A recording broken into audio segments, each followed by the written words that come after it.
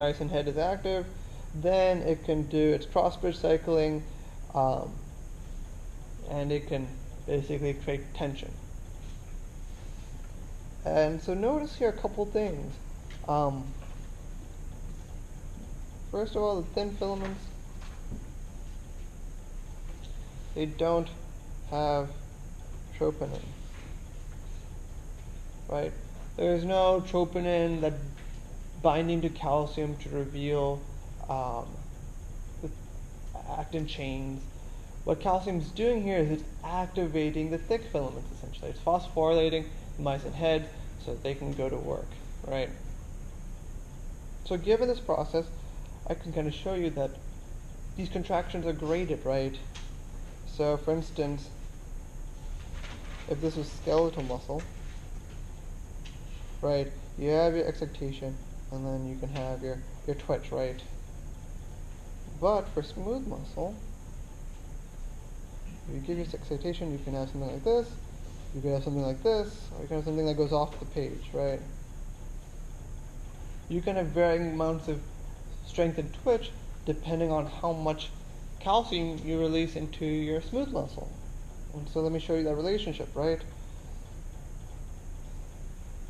So the more calcium you have, the more of that complex you're going to have, more of that calcium calmodulin complex you're going to have, right? That makes sense. The more calcium you have, the more potential it has to bind to calmodulin. You're going to have more of that complex, right? Now, the more of that calmodulin, might just abbreviate CM, more of that complex you have, well, the more active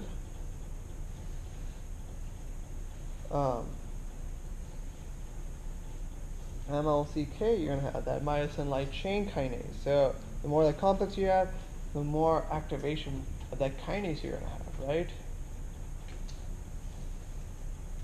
More MLCK you have, the more active myosin you're going to have, right? And then if you have the more active myosin you have, the more tension you're gonna increase, right?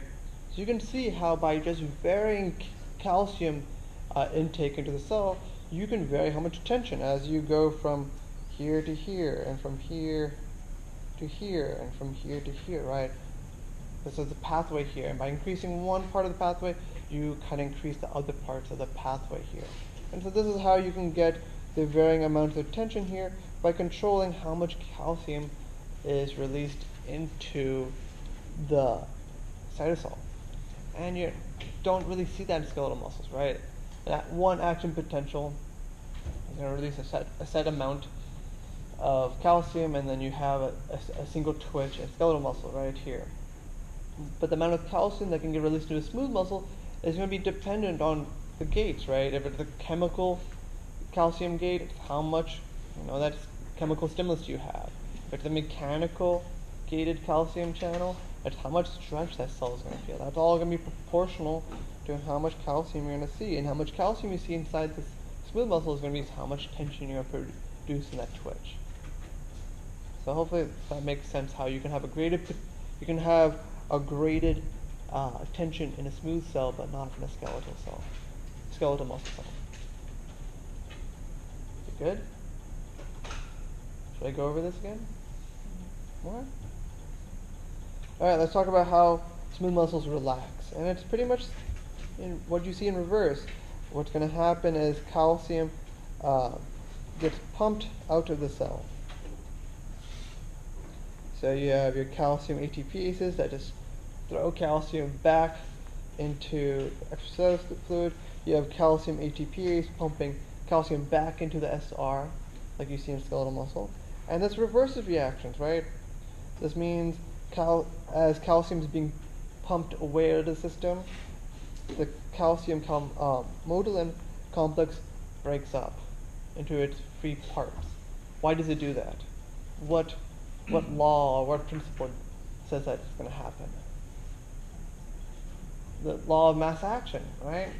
Like we've seen time and time again, it's going to balance itself based off its equilibrium, right? So if you take away from the free agent part, the compound's going to shift, they're going to have an equilibrium shift to compensate, right? So as you get rid of the calcium, more of this calcium commodulin complex will come apart.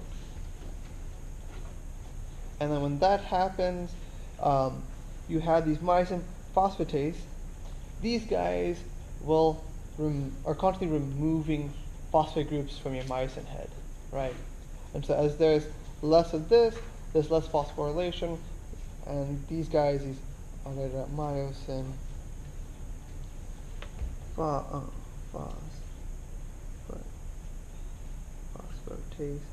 These guys are constantly removing phosphate groups from myosin heads.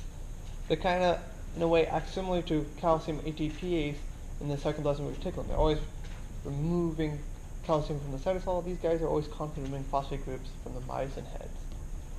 They're always at work, and as long as the calcium commodulin complex is not there, there's not going to be active MLCK, and that means there's not going to be phosphorylation of myosin heads. So that what that means is myosin heads won't be active, and you won't have cross-bridge cycling between the thick and thin filaments. So that's how a smooth muscle relaxes. Alright. So this next slide here is really comparing the skeletal, smooth, and cardiac muscles. And like I said, cardiac muscle we're going to go over when we go over the circulatory system. That will happen next week. But I want you to keep in mind the similarities and the differences between the three muscles. You'll see there's a lot of overlap. For example, skeletal muscle and cardiac muscle both have sarcomeres, but not smooth muscle. Skeletal muscle and skeletal muscle and cardiac muscle both have T-tubules, while smooth muscle doesn't have any sarcomeres, nor does it have any T-tubules. But if you look at communication, smooth muscles and cardiac muscles have gap junctions, right? Cardiac muscles have intercalated discs. Hopefully you learned that in anatomy. Those are just gap junctions, right? Skeletal muscles don't have any gap junctions. And the neural control is different. Skeletal muscles are only controlled by the somatic nervous division, while smooth and cardiac muscles innervated by autonomic nervous system.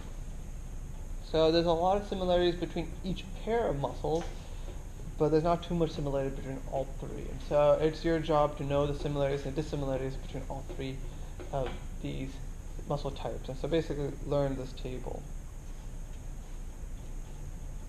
And yeah, there'll be definitely questions about that on the exam. Alright, so that's the end of the muscle lecture. Any questions about muscles overall? Anything about things you want to go over? Anything like that? It's a review question, yeah.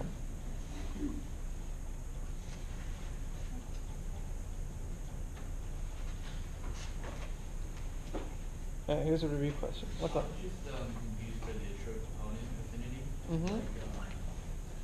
Why would that increase the duration? Because calcium is spending a longer amount of time on troponin. As that happens, the actin chains are going to be revealed for longer. So there's more time spent as troponin bound to calcium than there will be when they're not. Well, like, this is considering if there's like the same amount of myofibrils then? Yeah, this is assuming there's the same amount of myofibrils, the same amount of calcium release, same amount of uptake of calcium, everything like that. But we're just shifting the equilibrium closer to them being bound together when they're not being bound together. And when they're bound together, you're going to have cross-bridge cycling. And so you're going to have basically a longer duration because it's going to take more time for them to come off. Okay. Right? You're going to have to really drive those calciums out of the cytosol for that troponin to unbind from its calcium. You have to really drive that concentration down. You got to basically make that the equilibrium so unequal that it comes off to counteract the extra affinity, basically. Okay. Yes? Is that what happens during muscle tests? No. So muscle tetanus is when you basically give a whole bunch of excitations at the same time. So, hold on. Let me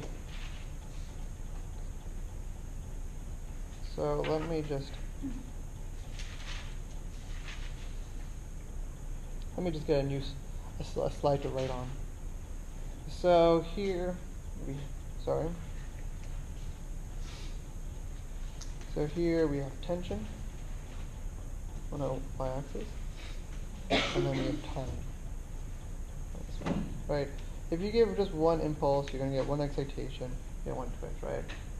And if you give two in a row, you're going to see something like this, right? So for complete tetanus, if you just give like a buttload of, just a whole bunch of excitation, you're going to get this fused tetanus. This is what we also complete tetanus.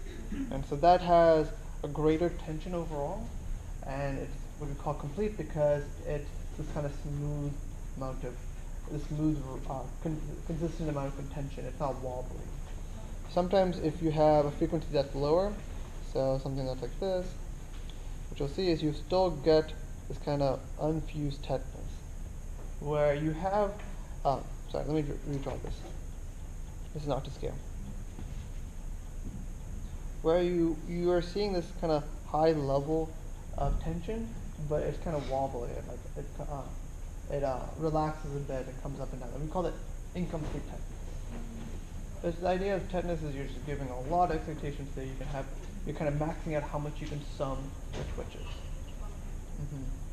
So this one is like when your eye twitches? Not quite. So this is only seen on a single muscle cell. So this phenomenon can be kind of seen on a single muscle cell.